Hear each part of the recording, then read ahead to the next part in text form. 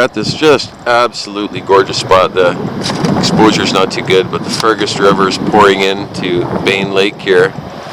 And man, oh man, there's a lot of fish here.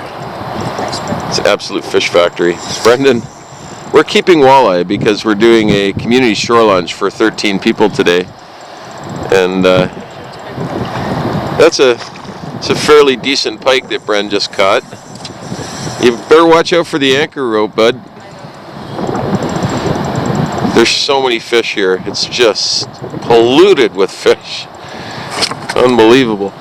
So we're running these little 6-inch single strand titanium leaders on the end of our jigs, and it's a good thing. That's not a huge pike, but anyway, he would have bit Brendan off in 2 seconds if we didn't have that. They're highly aggressive walleye. They don't require any finesse, and that little 6-inch leader doesn't detract from the bites at all. So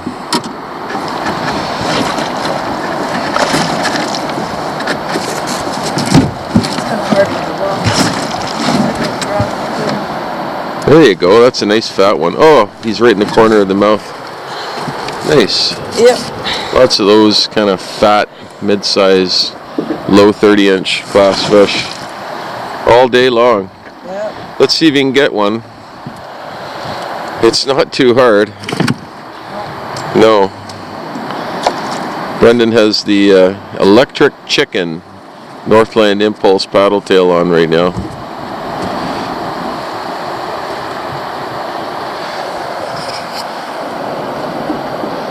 We're in like 8 feet of water right out in front of these rapids. It's 2 feet up there, and Brendan's got one.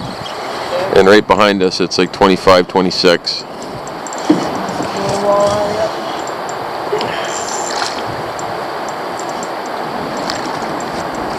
This is, so far, I think, this is probably the best spot as far as numbers go. It's just every cast. It's crazy.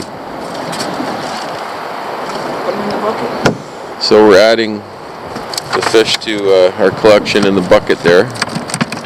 We're actually keeping fish today. Brendan and I are gonna go on, there's a beach just to the left of the river mouth here. And we'll get a fire going, and we got some beans and potatoes and other stuff. So we're going to do a big shore lunch for the group. This is a Canada Fishing Guide hosted excursion. So we're trying to take care of the other people in our group. Right, Bren? Yeah. So Brendan switched sides. We'll see if the fish are on this side of the boat.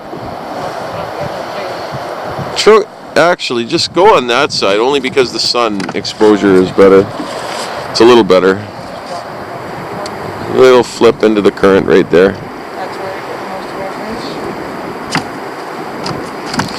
fish. Brendan talks so low you can't hear a word he says. See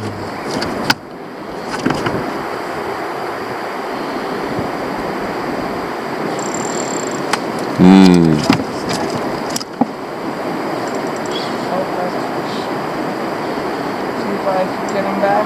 Can't hear a word you're saying. Usually the walleye come back and come back for They usually come back, yes, that's what he's saying. There you go. Yep. Another nice walleye. better walleye. It's such a pretty spot down here, and the nice thing about it is it's kind of in this sort of neck down. I guess it depends on what direction the wind is coming from, but I think from the most part down here, you're going to be fairly protected.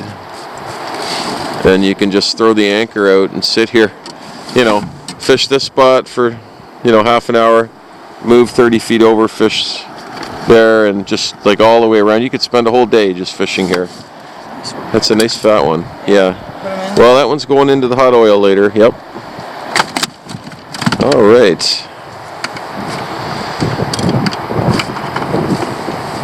See if we can get another one. Electric chicken, which is, let's have a look at that just for fun.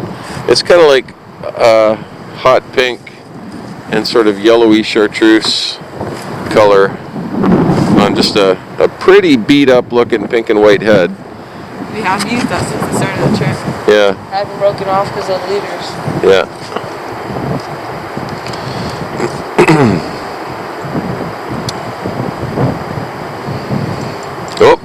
did not take long. No, they're stacked up, I think, over there. They're just stacked like cordwood. Just drop it over the side of the boat. They're right polluted in here. That's a perfect eating size fish too.